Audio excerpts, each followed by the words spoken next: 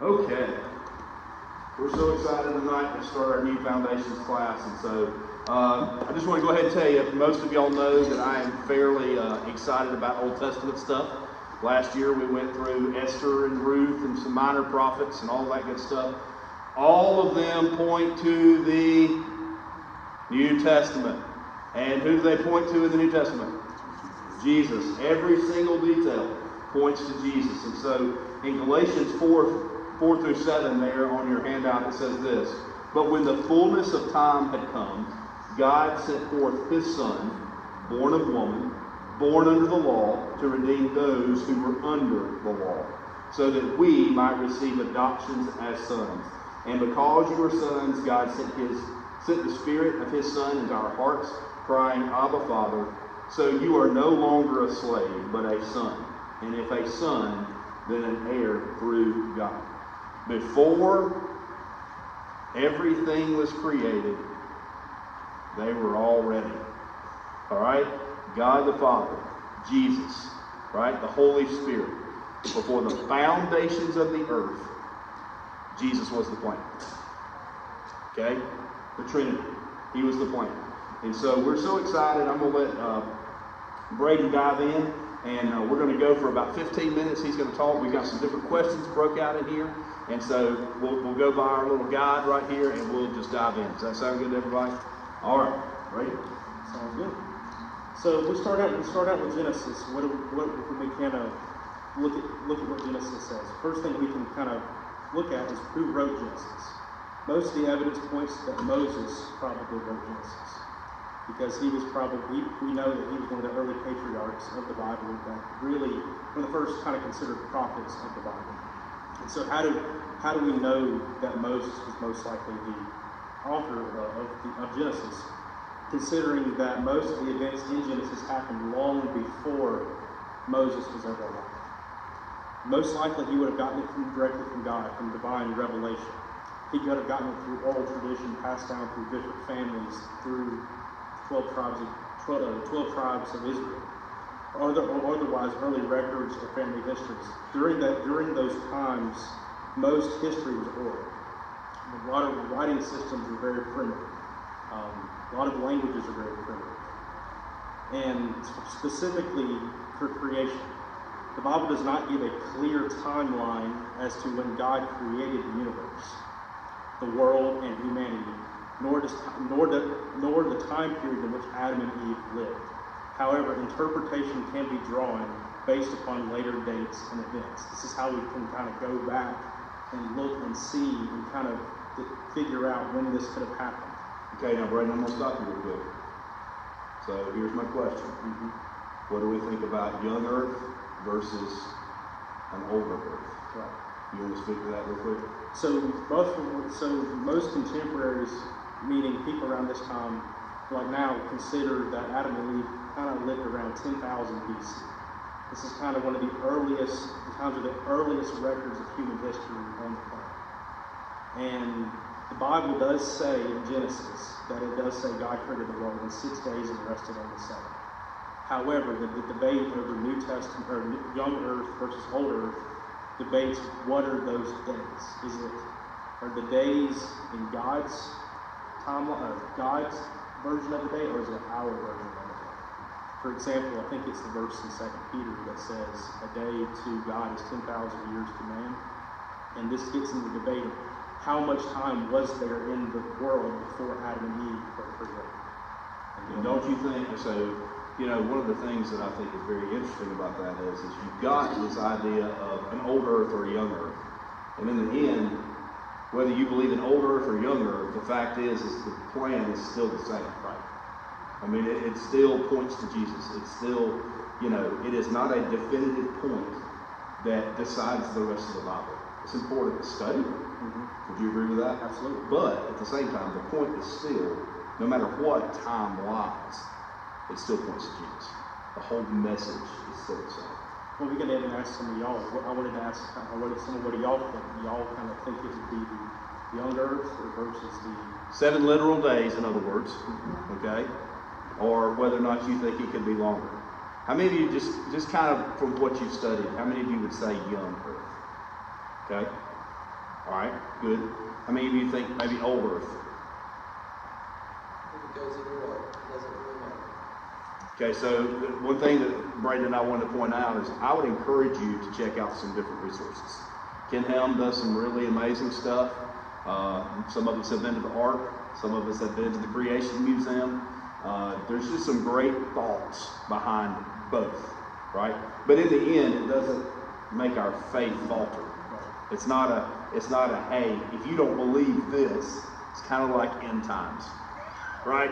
We all got to have a thought process theologically of what we think will happen in the end times. In the end, we do know that nobody knows. And the biggest thing is he's coming back. We know that part, right? And so we really wanted to, I appreciate Brady bringing this out. So go for it. So in the Garden of Eden, we know the Bible mentions the main kind of settings that the Bible mentions about the Garden of Eden is it mentions 4 different rivers. And I have them listed here. You have the Pishon, the Gihon, the Tigris, and the Euphrates. Two of the 4 still exist to this day. The Pishon kind of was around the land of Havilah, and that's most likely Saudi Arabia, or we would know it's Saudi Arabia. That represents the south. You have the Gihon, which is around the land of Cush, and sometimes spelled with a K, sometimes spelled with a C. That represents kind of northeast Africa, Egypt, Eritrea, Ethiopia area. You have the Tigris, that still exists to this day. That's the land of Ashur. Ashur was a city-state in that time period. It later became known as Assyria, as you later see in the Bible. That's considered the north. And you have the Euphrates, which also exists to this day. This is what you would learn in public school as Mesopotamia, land between 2 rivers. That's what that means. And more specifically, that's connected to Babylon, and that represents the east. And one of the cool things about the Bible, I think you can tell God's a historian because he puts maps back in the Bible. And this is one of the few times in church you probably actually get to use them. I noticed that when I was a kid, whenever you get bored and the sermon kind of goes off, you can start flipping through the Bible and you start looking at the maps. So if you want to, when we're looking at this, you're welcome to look at those as well. Let's see, actually this one will work. So if you want to look specifically, if you have one that kind of talks about the role of the patriarchs, that might actually kind of help you give you an idea of what you're looking at. So the Bible, while the Bible does not give dates, the lifestyle described of the people in Genesis most likely suggests that Adam and Eve most likely lived during what secular history calls the Paleolithic, before agriculture and permanent settlement were kind of a well-known thing. But it's important to note that the fall plays a key part in this.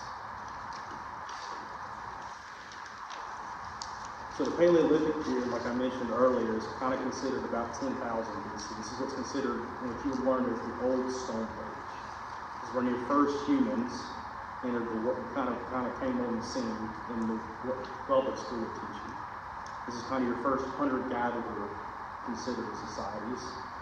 Stone tools, no agriculture, and a nomadic kind of lifestyle.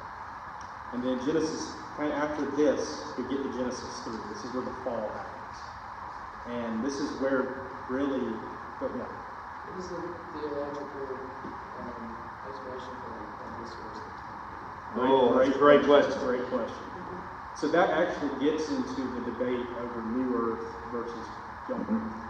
Because the Old Earth theory basically believes that dinosaurs were created before humans.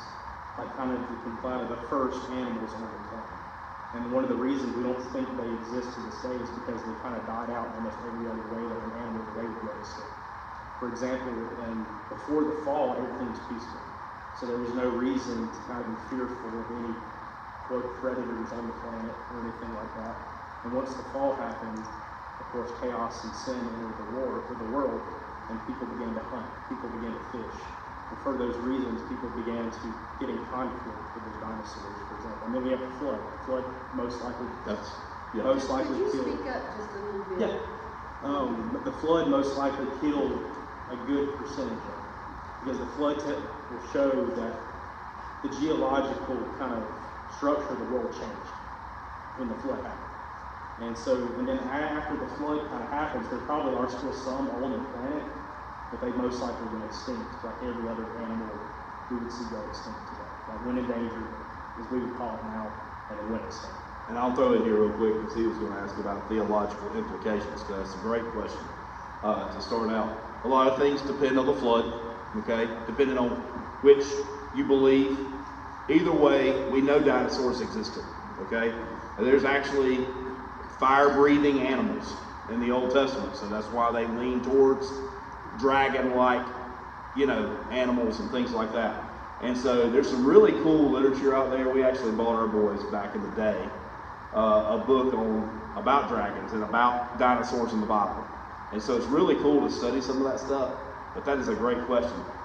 No matter what, the theological implication of the fall is that's when everything went awry, right? We know that when Adam and Eve, all right, partook of what the one law that God gave them, the one thing he gave them, this perfect place of Eve to live in, and the one thing that he gave them, he said, do not eat of this tree. That's the only law they didn't have to, he said, please don't do that. And that is, of course, the one thing they did. And I will say this before he continues going through this. We've always thrown off so hard on Adam and Eve, but you and I would have made the same decision.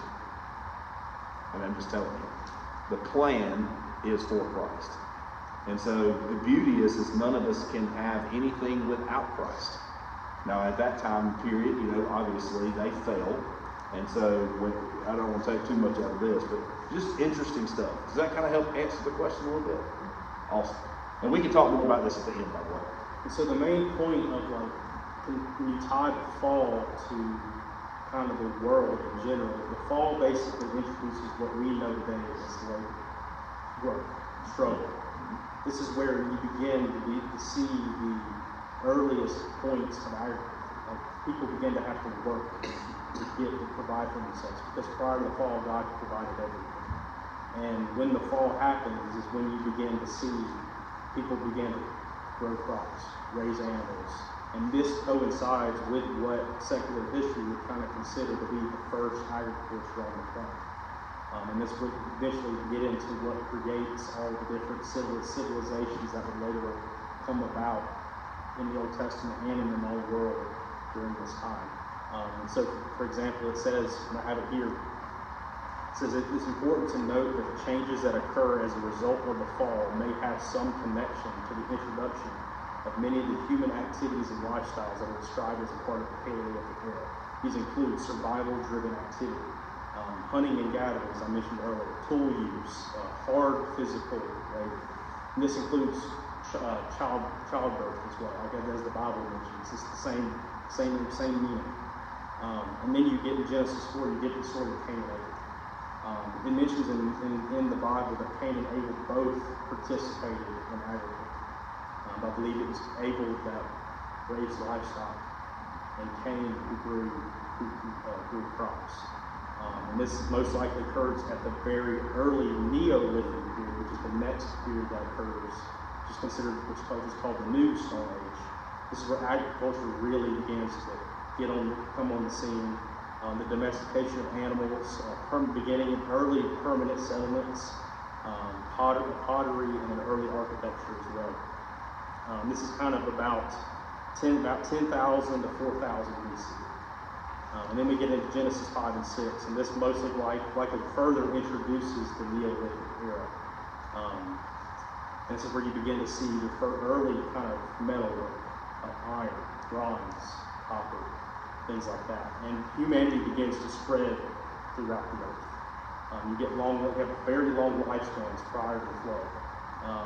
You have multi-generational continuity, and population growth over centuries. And then we get to flood. And God, at this point, God has decided the world has become so corrupt and so decayed that he decides that he's going to wipe out all humanity on the earth, all living creatures, all humanity on the earth, except Noah and his family, and two animals of every animal on the planet. Man, I would throw this out there. I think this is really interesting. We talked about this in release time last year, okay? A lot of times we read you know, the historical idea, and many of us, like I say, have been to the ark, okay? So you have physically seen how the dimensions, it's very, well, it's ahead of its time, okay? But that idea behind that, and what I love what Brady was talking about, is that idea of, you know, Noah was the only one that God found righteous. You know, but when you look at those animals that went by too, they had clean and unclean animals on that boat. And I think that's really important to even see, you know, as you're looking at Old Testament, right? That whole idea is they didn't put perfect animals on the boat, right? Because humanity was ruined because of sin. And so animals, you think about sacrifice, all right? They would have had unclean animals on the boat so that there would never be that idea that everything was clean. Does that make sense? And you mentioned dinosaurs as well. At the Art Museum in Kentucky, right? Mm-hmm. There are dinosaurs inside the boat. Oh yeah. So most likely there would have been some species of dinosaur-type creatures that were carried on the ark through the flood, and then eventually went extinct. And so and then we get into, like I said, Noah's introduced on the scene, finds favor with God, and he builds the ark. And this also represents the Neolithic era, kind of the first civilization, and the very earliest civilizations of the world. And of course, Genesis 7 is the account of the flood. And now it's hard to, as I'll point out, a key point is that it's hard to find archaeological data to back up pre-flood events due to changes in the soils. For example, the geological changes. This is, for example, why we believe the Garden of Eden most likely would have been somewhere in the Middle East. If you go back, you look at one of the maps, kind of what this would be kind of considered modern day Iraq, for example. And it's most likely the Garden of Eden was somewhere in this location because two of the original rivers that are mentioned in Genesis are still there today. But we may be asking, why is it a desert? Most likely the flood could change it. During the Garden of Eden, we know it was luscious, it was green. And there are only very small dots and locations of green within that area around the rivers. And so we know that the flood could have had these very massive geological changes on the earth to cause what we see today. And that affected all the different events that later happened in the Old Testament. And in Genesis 8 and 9, we kind of go from the flood to the Tower of Babel in Babylon. And so following the flood, the ark settles in the mountains of Ararat, which this is located in the eastern part of modern Turkey, near Armenia and Iran. It's actually a real place. In fact, I encourage you to, if you want to, pull it up on your phone, put in Mount Ararat, Noah's Ark. You'll be shocked at what you find. They have actually found, I believe, I don't know what year they found, you may know this time. They found an archaeological site that is in the shape of the ark, and they have they've used modern technology like radio waves kind of thing to kind of look at the earth. They found petrified wood and stuff that does not correspond to the region that the mountain is at, and they really do believe that that's Noah's Ark. And so Noah had 3 sons, and these represent kind of the patriarchs of the known world. We have Shem, who went southeast. He's traditionally associated with the Semitic peoples. This includes the Jews. This also includes the Arabs. This is the Fertile Crescent area that you learn about. Mesopotamia, the Levant includes modern day Israel. And these are, like I said, these are the ancestors of the Hebrews, the Assyrians, and the Arabs. You have Ham, who goes southwest. Yeah, he is traditionally associated with Africa, some Near Eastern regions. Again, Cush, as I mentioned earlier. This is typically associated with Ethiopia, Egypt, also the Levant. He's also the patriarch of the Canaanites, as we later see that Abraham comes in and defeats, and that Joshua later will defeat as well. You also have, I think it's pronounced Japheth.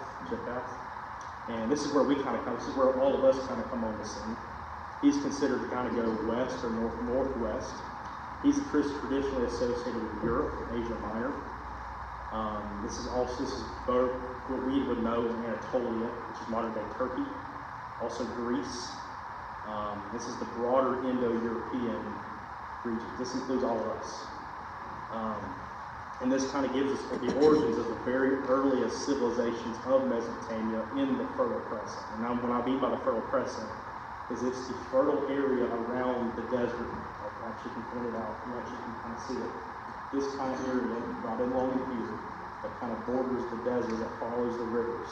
That's why it's called the Fertile Crescent. This includes city-states that we later find of Sumer, Akkad, Babylon. This is associated with Shem. You have Egypt, Nubia, and Cush that are associated with Ham.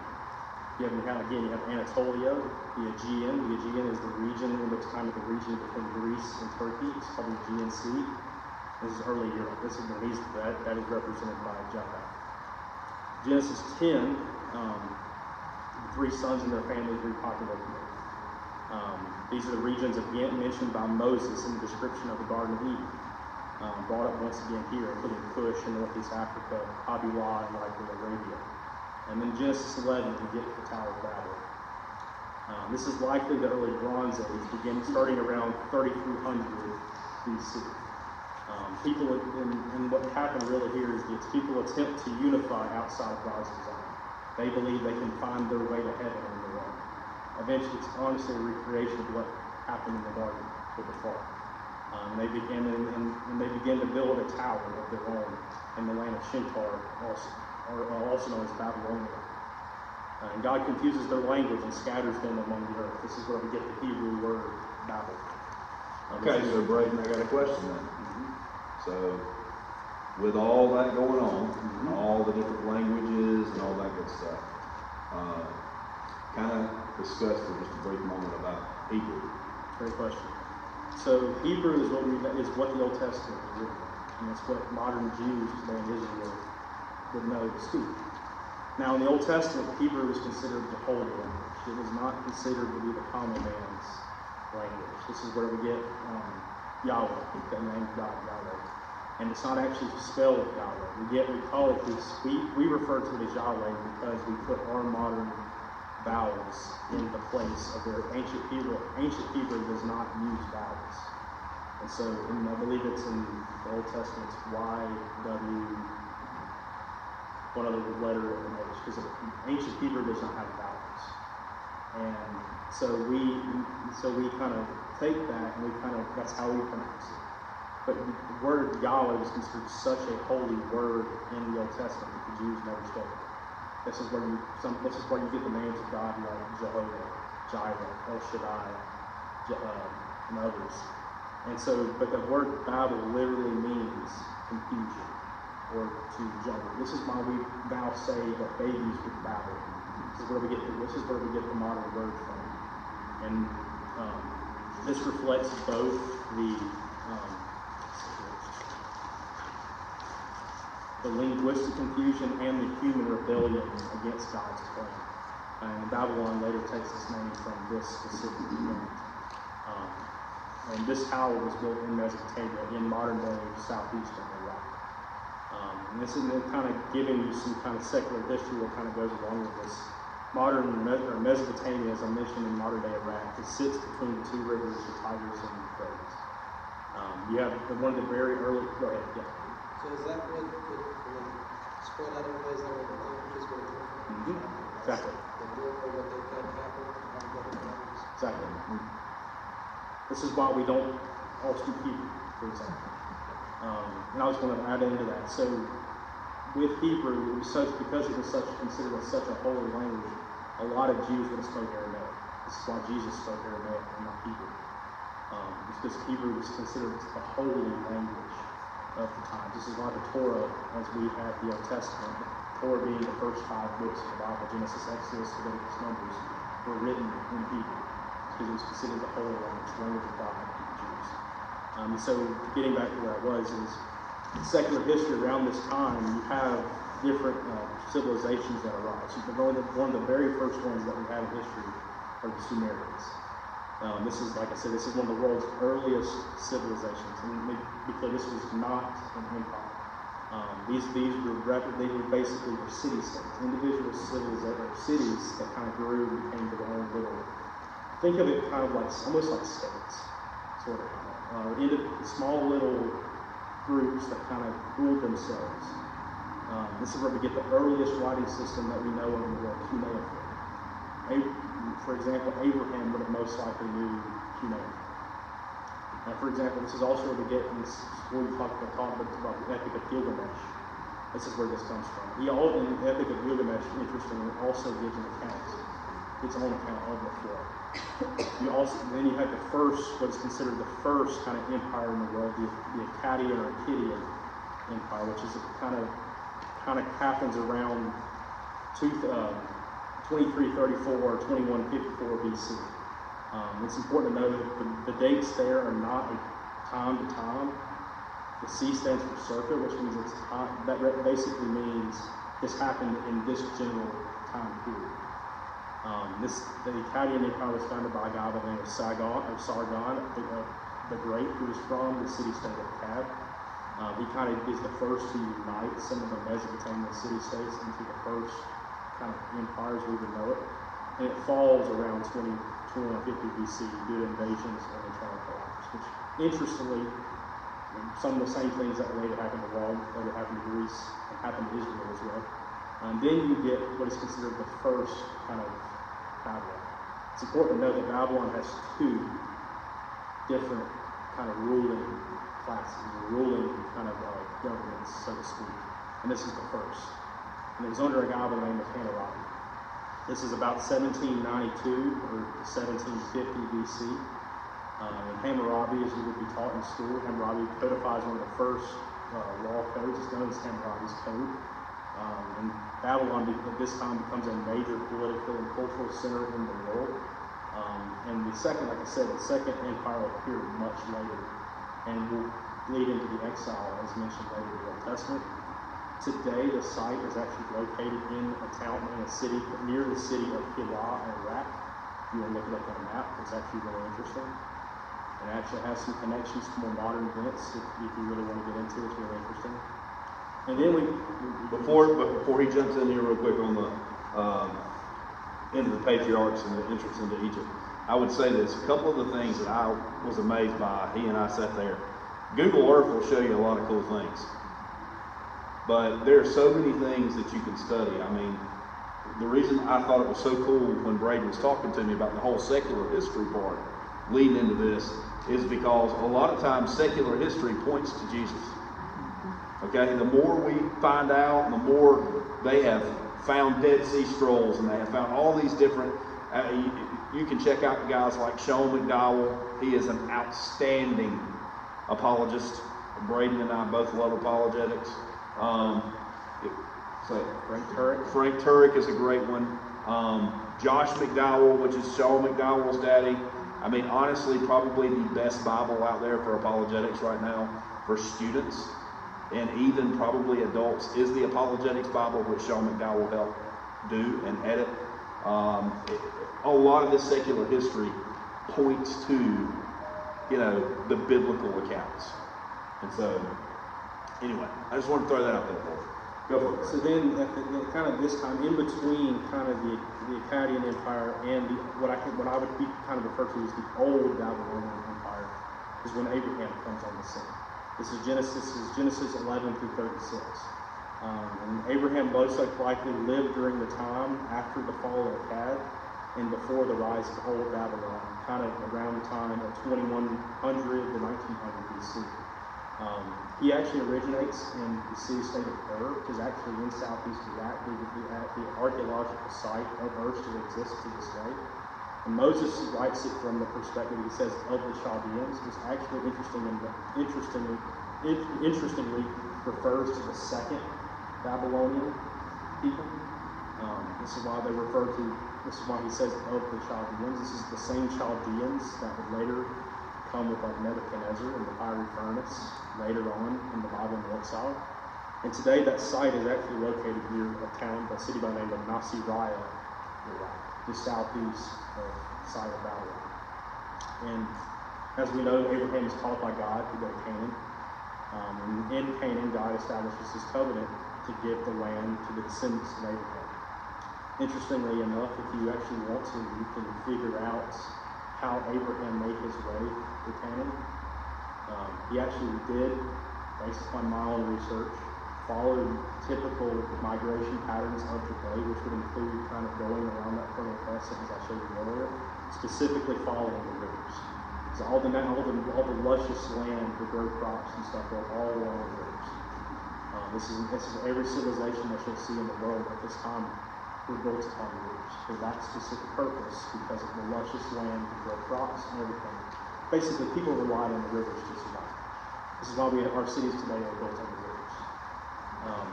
And so you'll be able to see Abraham coming up out of Ur, like it says in the Bible, to go to Haran. Haran is located in southern Turkey. This is where Abraham's father, Terah, passes away. And then Abraham will go down kind of into Canaan, and then will come down to Mount Moriah, where he will eventually sacrifice Isaac. And so he also, before Isaac is born, he gives birth to Ishmael. Ishmael is obviously the son of Abraham and Sarah's servant girl Hagar. Interestingly enough, Ishmael, as I mentioned earlier, is the father of the modern Arabs. This is all most Arabs today would be your Muslims. Most Arabs today would be your Muslims. That's not saying that all Arabs are Muslim, but a lot of the majority of Arabs would be Muslim. This is your nations like Jordan, Iran, Syria, Iraq.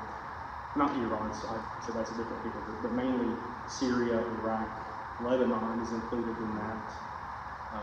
Those kind of countries that we see on the today. And then in 2000 to 1800 BC is when Abraham and Sarah give birth to Isaac. As mentioned, Isaac is offered and sacrificed by Abraham in accordance with God's testing of Abraham's faith. Interestingly enough, this is a foreshadowing to Jesus. It specifically mentions in the Bible that Isaac was the one to carry the materials up Mount Moriah to the altar. This is exactly pointing to Jesus as the holy sacrifice. And this happened on what we now know as Mount Moriah. This is where Jerusalem was built. Jerusalem was built on Mount Moriah. And this is the same mountain that when Jesus ascended to heaven, he left on Mount Moriah. He would come back on Mount Moriah. It's all established right here. And then, obviously, Isaac marries Rebekah and has twins, Jacob and Esau.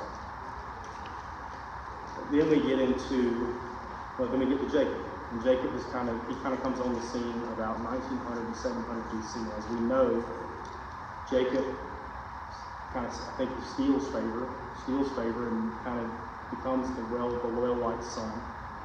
And his name is changed to Israel. His 12 sons, through his 3 wives, give birth to the 12 tribes of Israel.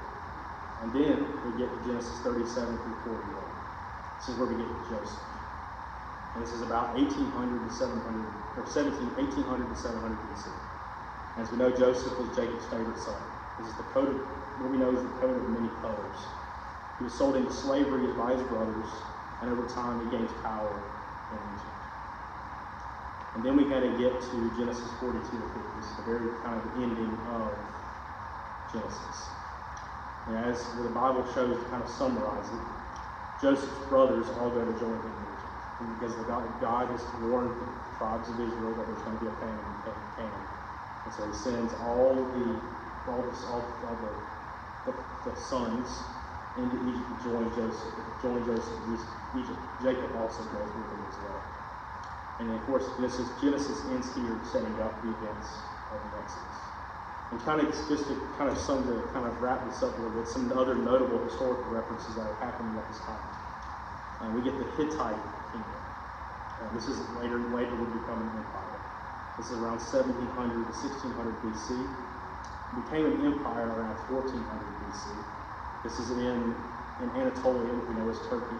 It's important that Anatolia is the Greek name of the region that would later become Turkey. The capital was an ancient city called Hattusa. This is important. This was a regional kingdom at this point in time, but not yet a major empire. We get the very earliest Greek civilizations on the island of Crete. This is where you get the myth of the Minotaur. If you've ever read about that. You get a people group called the Mycenaeans, which was one of the first civilizations on the actual Greek mainland. This is about 3,000 to 1450 BC for the Minoan civilization. And then on the southern Greek mainland is where the Mycenaeans would be. It's about 1600 BC. In India, you get the Indus River Valley civilization. This is like the modern kind of border between modern Pakistan and northwest India, right on the Indus River. This is approximately 2600 to 1900 BC. And you also have the early Chinese civilization on the Yellow River in China. So again, approximately 3000 to 1900 BC. And then kind of more closer to home for us, here in the Americas, you have the Olmec. The Olmec were one of the first kind of what we would consider the Native American tribes in North America.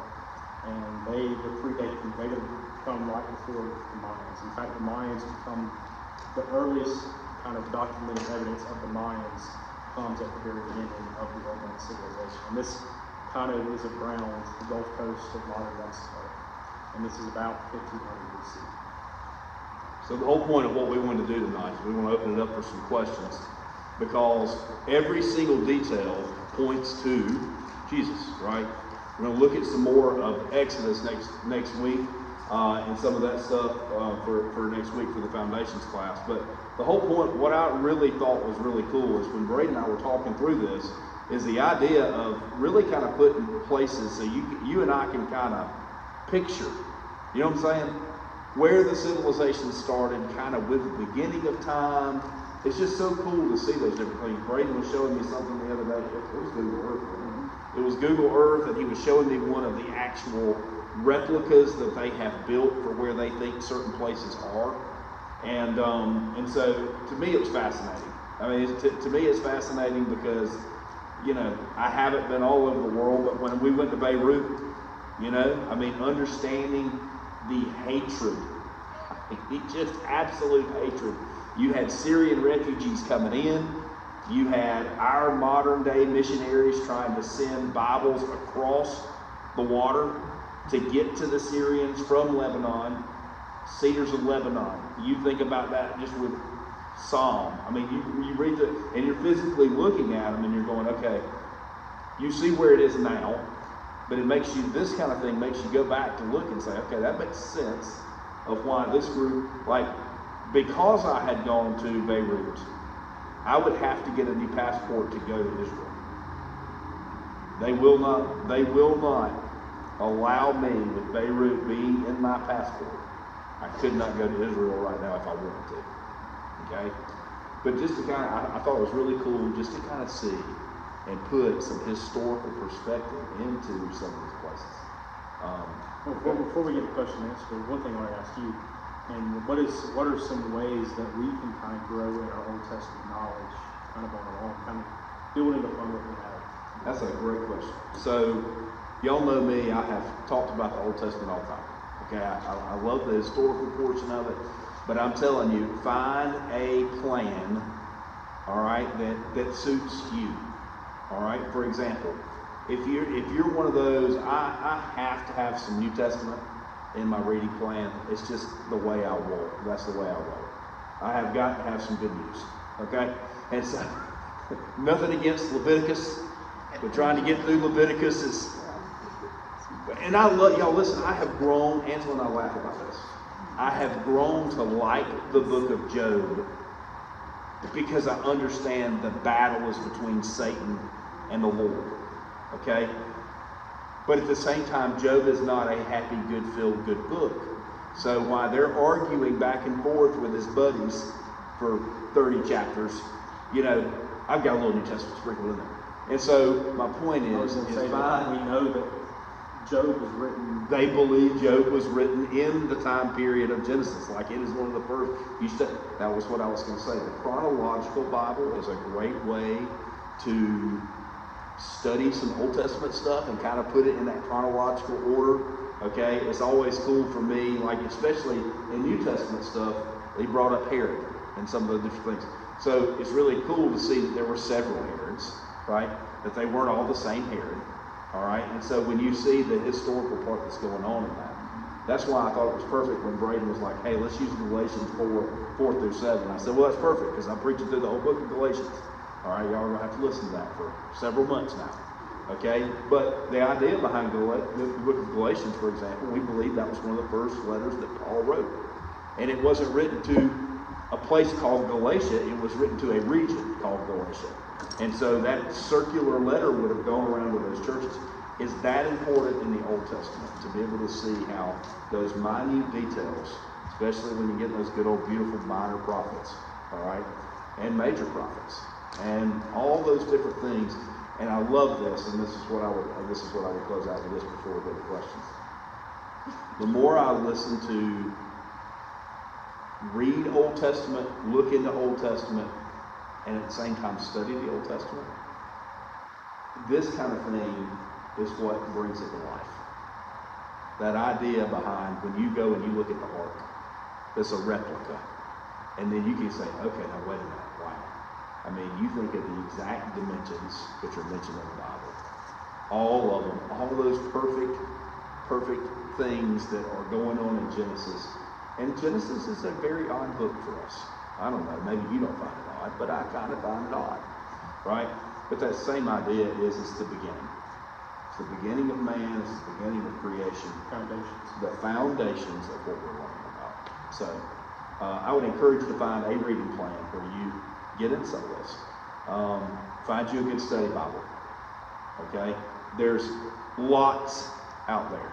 Okay? I just replaced my preaching Bible every 2 years. Okay? I did the Experiencing God study Bible with Blackaby. It has some great study stuff in it. The David Jeremiah study Bible is a great study Bible. I mean, you could just sit here and we could name and name and name and name and name. Okay? The Apologetics Bible is an incredible Bible. I love it. I think it comes in CSB and maybe King James. Anyway, but get into the Old Testament. Just study it. And that way you can see how it points to Christ. And I would encourage you too, if you wanted to, like, when you're reading the Old Testament, take something like this. When you're reading it, it kind of gives you, as you're reading it, you can kind of picture these things that you may remember from when you're taking your public school. May not. Your kids may be learning about it right now as we speak. So that when they come home and like, what did you learn at school? They're like, you know that's in the Bible, right? And it just helps your kids too.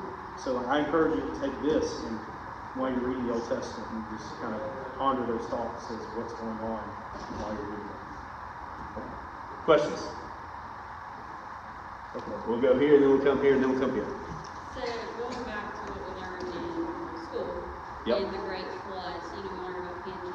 Mm-hmm. Is that when they think that happened? That's a great question. Oh my goodness, that's a great question. So actually I thought about that myself. It's likely that could be an answer, but secular history does say that it happened. This claims that it happened over millions and millions of years. I don't personally believe that it actually happened because I don't see how. I get it's based upon the idea of Earth's tectonic plates, and that's a real thing. That's when we have earthquakes. That's when we have landslides. All these different things. But for that to have occurred, there would have had to been massive changes, and for that to have been noticed, there would have been things that they would have still likely seen. We would see to this day that we would know that kind of coincide with that. And to me, I just don't see that. Is that the whole breaking point? Mm-hmm. Okay. Yes, it's where it's basically they take a puzzle piece. That's the easiest way to understand it. So if you take the earth and you take the land and you put it together, it almost looks like if you brought Africa and brought it over, okay, to South America and all those, they almost fit together. It almost looks like a land mass. Well, and to add to that, there is the only evidence that I have seen that kind of may point to that is that there are connections between, say, the East Coast and Europe. For example, I'll give you kind of some migration patterns. Some of our ancestors come from Western Europe. For example, some of my ancestors come from Scotland.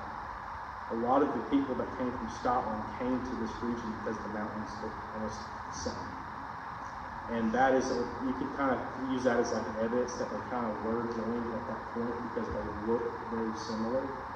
But there's not enough, for me, there's not enough definite information to say this actually happened. To me, there's more evidence for that. And I think that's a great question. I think Miss Ellen had one here in just a second. I think we're going to go over here real quick. the thing that I have learned, and even talking to my own children, when we would go, my boys were in public school, okay? So when we would go on field trips and stuff, you know, we would try to train them what biblically is true. And so when we would go to, you know, one of those movies that they had on a field trip, and they're like millions and millions and millions and millions of years ago, and surprisingly enough, JP goes, yeah, I don't believe that. But it's important that we don't dismiss, okay, modern thought. You have to say, okay, so scientifically, Christians can be smart people. In fact, they can be real smart people. Some of the smartest people we know are actually not very smart because they believe things that it's just doesn't make sense. But that was a great question. I absolutely love that question. Miss Ellen, you got a question? No.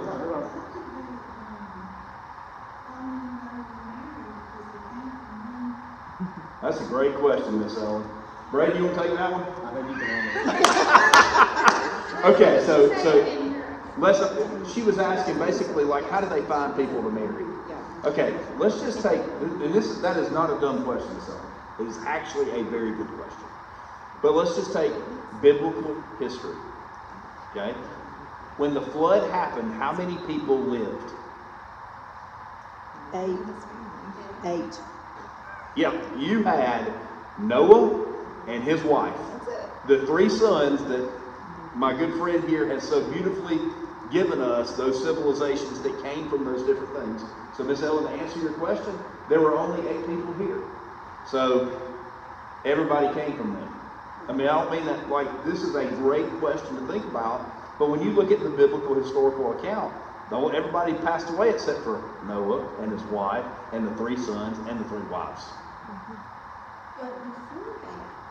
But Before that, yeah. people were married. Oh. So I think that's where you would. Is that what you were asking, Ms. Ellen? Did I answer the wrong question? I think she was meaning Oh. like Adam and Eve came accept. Gotcha. So yeah, that's a great question That is too. So the Bible does mention that Adam and Eve had more sons beyond just Noah. Yes. One of the Yeah. specific ones was a man by the name of Seth. Right. That's where the name Seth comes from. Yet they had other sons beyond Canaan, beyond Canaan, and they lived for long times. When the flood happened, God basically shortened man's lifespans. Prior to the flood, this is where you get guys like Methuselah who lived for 900 years. Oldest man in the Bible. And after the flood, that's why our lifespans are not as long as lifespans.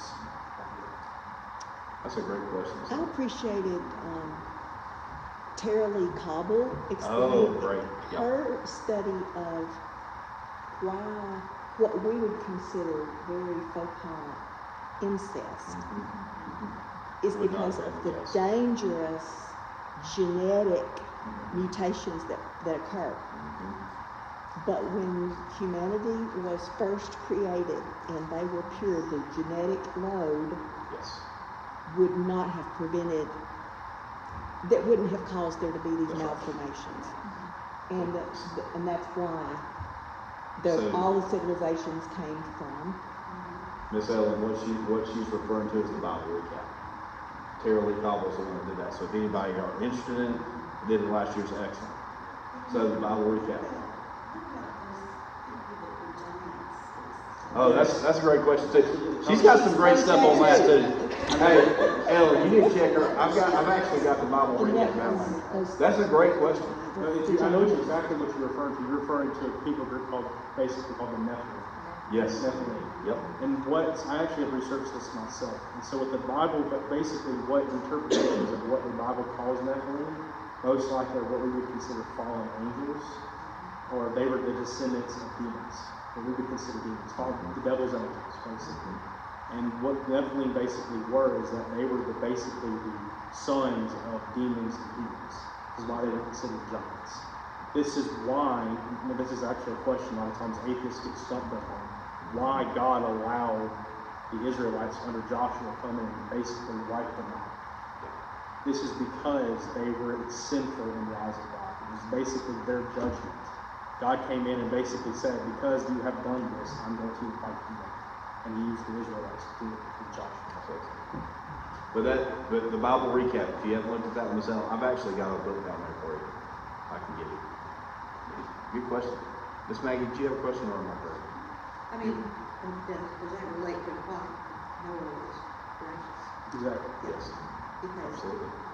he was not, well, they don't think his, I mean, that's a theory, that his DNA had not been corrupt. He was like the last person of his family group Yes. on the earth that did not have fallen angel genetic, DNA.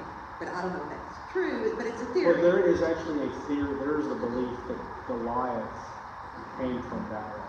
Yeah. He was Of of, Gath. yeah, and he was actually specifically of the line of Ham.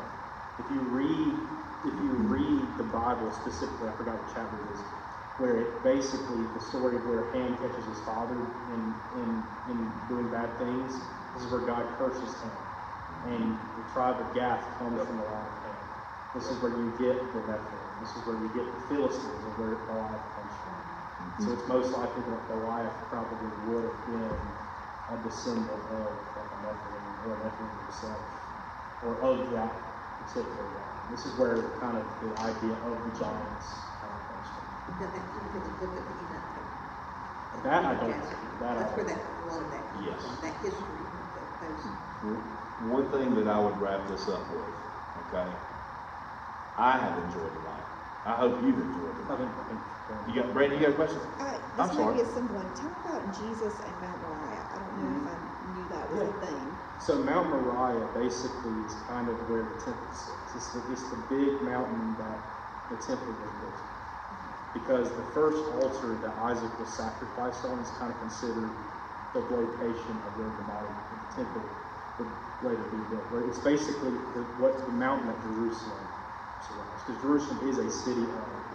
Because if you go to Jerusalem, if you go into Jerusalem, you go up. You don't go down. It's not in the valley. It's on a mountain.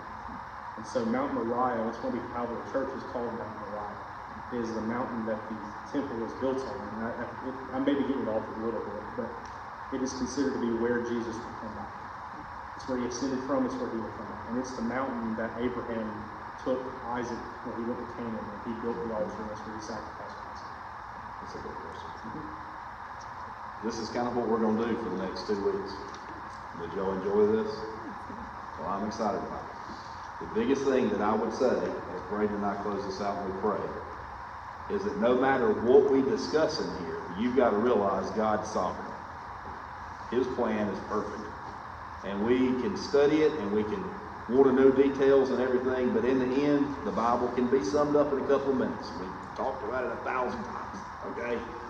Before, God the Father, Jesus the Son, Holy Spirit, foundations of the earth, the old book of Ephesians, all right, foundations of the earth, Jesus was a plan. So everything that we're studying, don't lose fact because we got down into the weeds to miss the whole picture. The whole point is God's perfect plan was through Christ, and Christ is going to return. Okay? All right, well, let's pray.